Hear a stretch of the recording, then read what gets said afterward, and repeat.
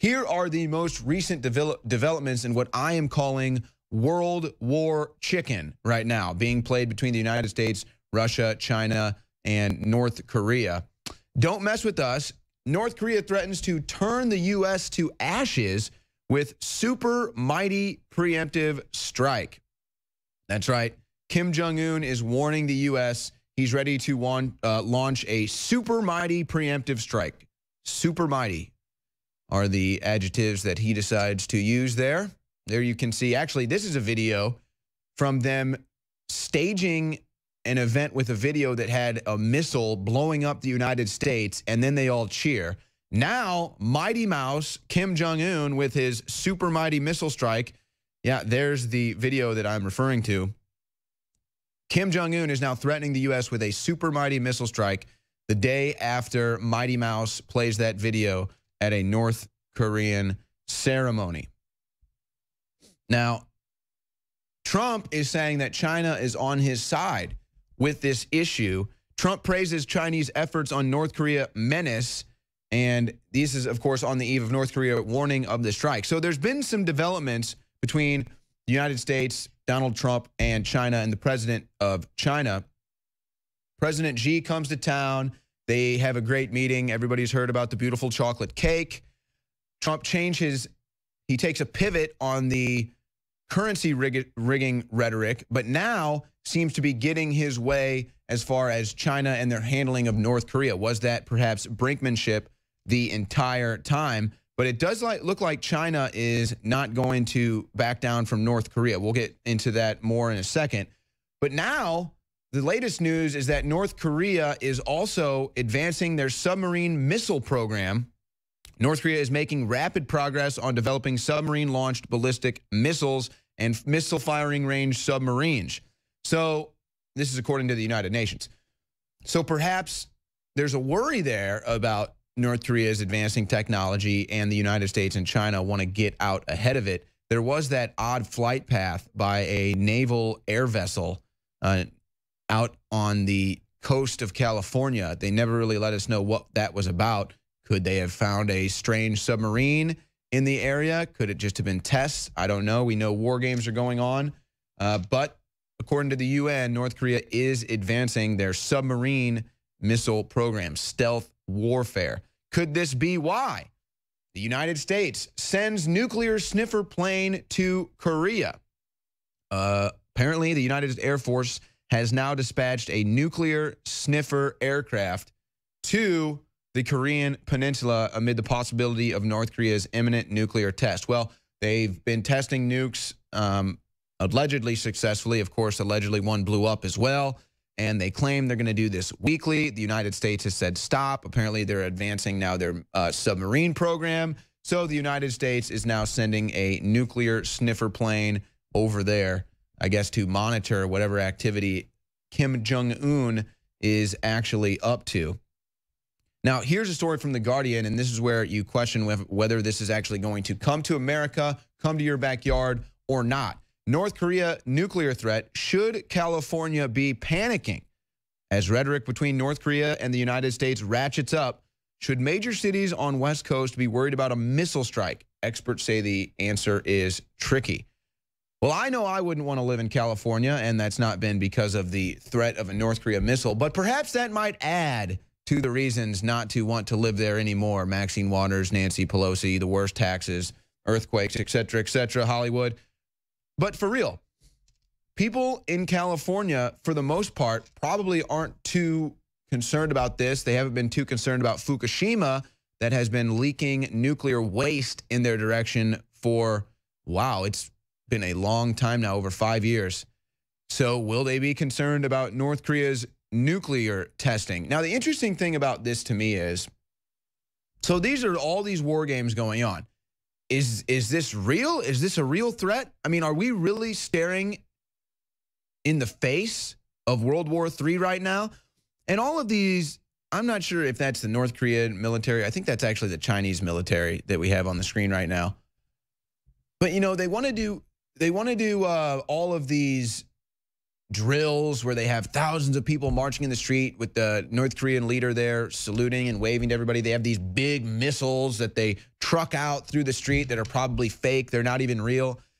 Is that how out of touch with reality Kim Jong-un and these people really are? I feel bad for the oppressed people of the North Korean regime, but is that how out of touch with reality that they are? They have cardboard signs. They have all of these elaborate displays that are 50 years past. Nobody has crazy displays like that every year, except, as far as I'm concerned, North Korea and perhaps China as well.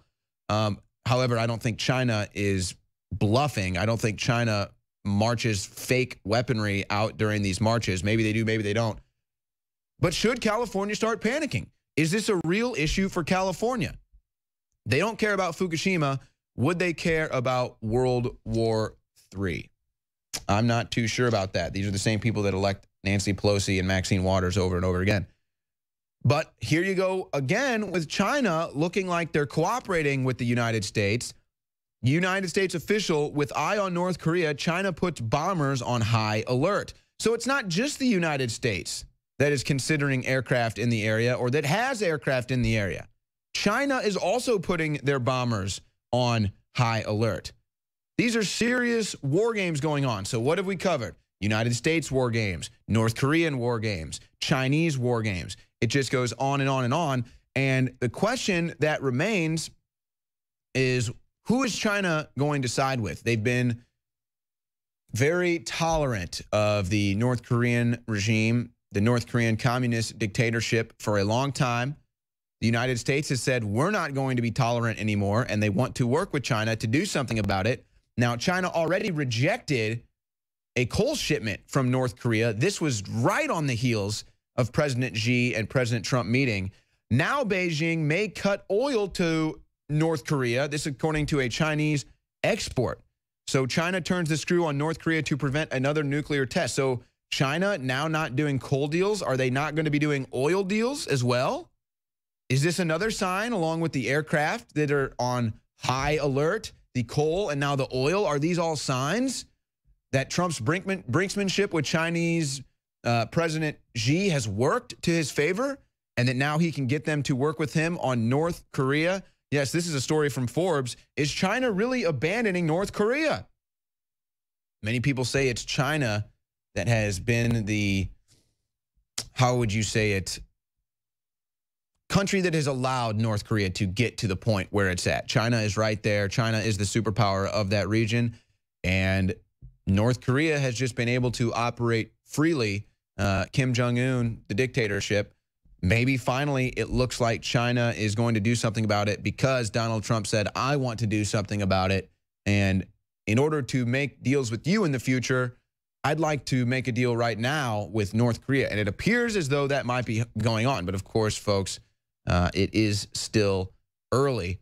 More war games from China. China tests missiles on deadly new destroyer ship near North Korea as it warns it's getting troops battle ready. Well, that's right. China has already sent 100,000 troops to the border. I think that number was 100,000. China sends 100,000 troops to the border. China rejects North Korea's coal. China says we're not going to do oil deals with North Korea anymore. Now they're testing missiles on a destroyer ship that is near North Korea and has troops battle ready. Battle ready for what? To take down the North Korean dictator or to defend the North Korean dictator? I guess that's the question. But right now, I would say that signs point to China working with the United States to end the communist regime in North Korea. So again, more war games here from China as they're testing missiles and getting troops ready. Russia, and here comes Russia to enter the picture. Russia moves troops, helicopters, and armored vehicles to its border with North Korea as Putin braces for war. Footage allegedly shows a mass military mobilization about 11 miles from its border with North Korea. Now, they've been doing this on their border, which would be close to Alaska as well. But again, so now you've got China putting pressure on North Korea, and you also have Russia putting pressure on North Korea.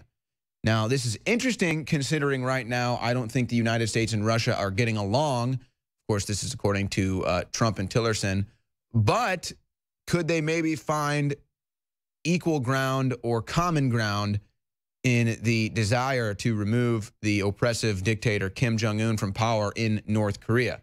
So maybe Russia looks past Syria for now. Maybe there was brinksmanship in Syria. Maybe it was just a test for something more. But it does look like even Russia is getting involved into the war games with the United States, China, and North Korea. Now, taking things to another level, Russia claims it can wipe out entire U.S. Navy with a single electronic bomb in bizarre propaganda report. Russian news report claims the electronic signal jamming weapon can render planes, ships, and missiles useless. Of course, this is state-funded media out of Russia. You can choose whether to trust it or not. But they claim that with this new technology, they can just take down a plane, take out a ship, and any of the United States advanced weaponry that might be on those types of crafts, whether it be on the sea or in the air, would be rendered useless. Of course, it was a big problem at one time, our electric grid and the threat of an EMP strike, but that seems to have entered the back burner. But I wonder how much veracity they actually take this claim that Russia has an electronic bomb that can take out a United States Air Force, battalion or a Navy ship or anything like that. I wonder if they take that seriously, if that's Russia bluffing. I'm not sure. Here we go again, though. More out of Russia. Russian bombers again fly near Alaska for the second consecutive night. Russia flew 2 long-range bombers off the coast of Alaska, and they were within 36 miles of the mainland. And these were 2 nuclear-capable Tu-95 bombers, and they were spotted by U.S. military. So more war games coming out of Russia.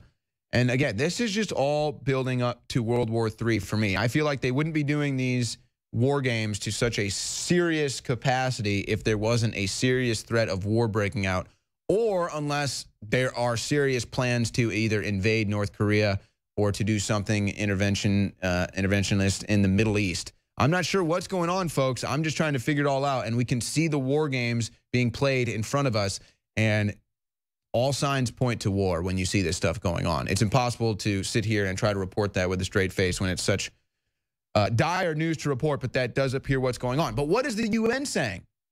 The UN is saying it would be accidental. Risk of accidental nuclear war growing, according to the UN. And they're trying to make this claim that basically because of all these nuclear arsenals, because of the threat of nuclear war, because everybody is sitting on their heels worried about it right now, that is what could lead to nuclear war. Either a missed report via some cyber hack, or this, that, or the other thing, somebody being confused about maybe this was launched, maybe it wasn't, and then nuclear war gets launched accidentally, according to the UN. Apparently, everybody is so scared right now. That's why I'm calling it war chicken. It's war chicken that's going on right now. But, of course, Bill Gates, he's ready, folks. Bill Gates says terrorists could wipe out 30 million people by weaponizing a disease such as smallpox. Hold that picture right there. Yeah. Let me just ask, what kind of a terrorist, in fact, let's not even use the word terrorist, what human being, what individual would have the capacity to actually make or weaponize a disease?